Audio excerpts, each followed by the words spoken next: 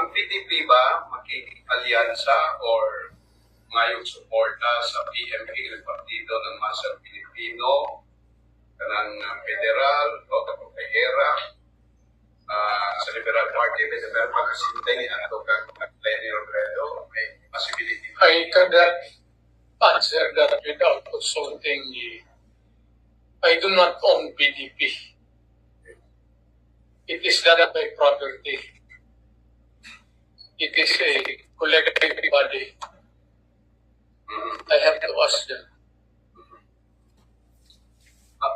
Mayor, with permission kay Sir John Ledesma, ganito na lang.